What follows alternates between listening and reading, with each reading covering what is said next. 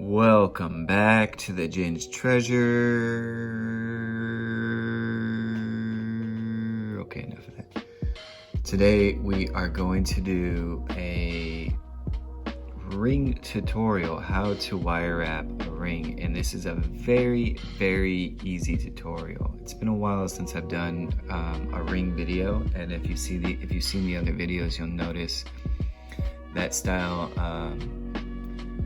It's definitely, it looks more stylish. It looks more of like a professional job.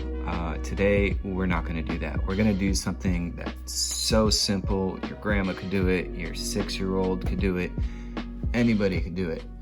And with that, let's get into it. So a little bit of an introduction. We have I believe this is actually a 24 gauge wire. Or 26 gauge wire. I normally work with two size gauges. It's the 24 and the 20 gauge wire, neither of which are these wires. So for the base wire, which is this thicker one here, I went with the 18 gauge, so it's stronger. And the reason is because normally when I make rings using the 20 gauge wire as the base, I'm using two of them together, so it makes it extra strong.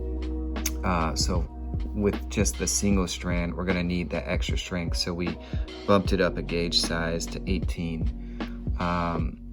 So with that, let's get into it. I also have here a ring sizer. You'll notice these red numbers on the left side here. Those are the ring sizes. So for example, 8, and then in between 8 and 9 would be an 8.5, 8.5 ring size. And so we're just gonna go, I forget my ring size, I think it's a 7, but we're just gonna go with 7.5. So if you notice, I'm starting the bend on that rounded part as opposed to the flat face here to keep my circle more round and perfect in that way.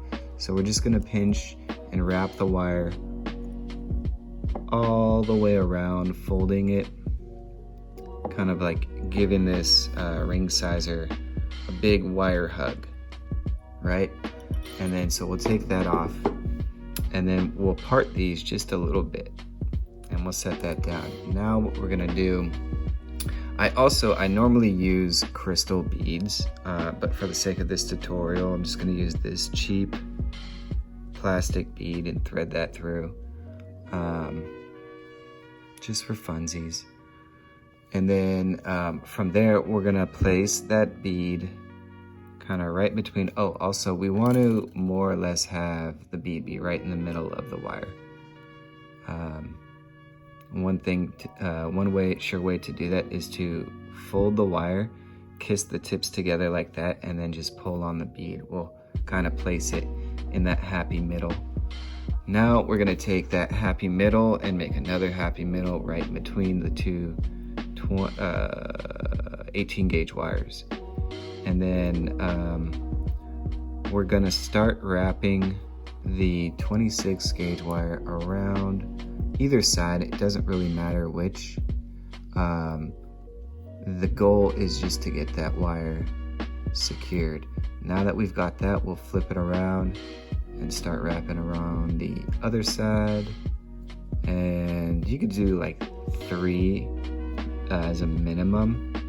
Let's see, how many did I do here? 4, so we'll do 4 on each side. And then we don't need the rest of this wire, so we'll clip that off.